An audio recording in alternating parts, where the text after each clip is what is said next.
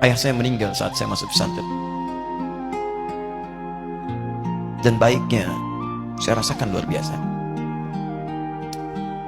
Beliau mengajar di musalla kecil dulu, sekarang jadi masjid. Itu saya selalu di bawah. Beliau mengajar, saya tidur. Sekarang gantian, saya mengajar, beliau tidur. Dan kadang di pangku, gendong sampai pulang.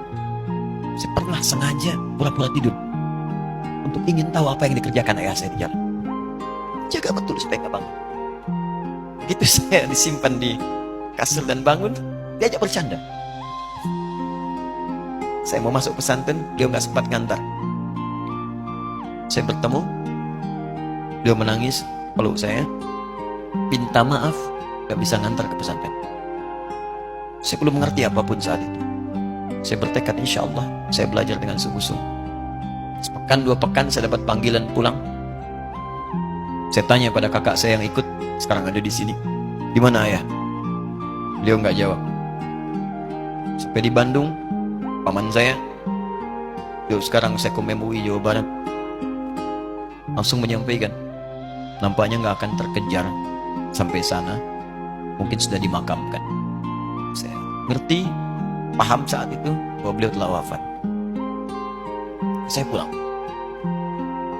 Maghrib saya sampai, saya dapati ibu di ruangan tengah. Saya datangi, saya menahan tangis, tidak tangis sedikit untuk membahagiakan ibu saya. Saya datang, saya peluk. Saya temani tidurnya. Itu pertemuan saya dengan ayah saya terakhir di mimpi. Saya bermimpi melihat sudah pakai kemeja, tersenyum, mendadahi saya. Sudah. Besoknya saya cari kamar. Ternyata Allahu Akbar, apa yang selama ini saya pelajari di pesantren, kitabnya sudah ada di kamar semua. Sudah disiapkan. Saya menangis saat itu, saya bawa mushaf.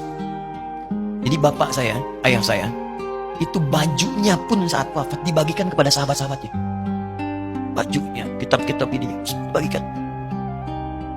Ibu saya menunjukkan kemudian ada jam yang nanti nak pakai. Saya bilang, simpanlah. Saya bawa mushaf.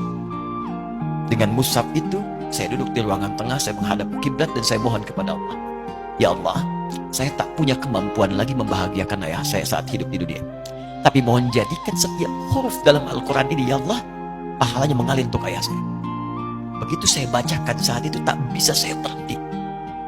Dan tiba-tiba langsung masuk ayatnya, artinya, posisinya, nomornya. Tak pernah berhenti, masuk. Saya bertekad ingin berbuat baik. Puncaknya saya sekolah. Ibu, ya Allah, saya ingin berbakti pada ibunda saya. Anda tahu apa yang terjadi? Demi Allah saya katakan, ketika Anda bersama ibu saya, Bu, Pak, itu krisis 97 Pak. Waktu krisis saya masuk pesantren, saya diberikan sempurna bekal seperti anak-anak lain. Rupanya ibu saya sudah tanya pada santi-santi, orang tuanya, berapa bekal Anda kasihkan? Dikasih yang paling tinggi itu dikasihkan pada kami tiap bulan. Saya terima. 1 kali libur saya pulang dari jauh, ibu saya tersenyum melihat sedang timur pakaian lihat saya.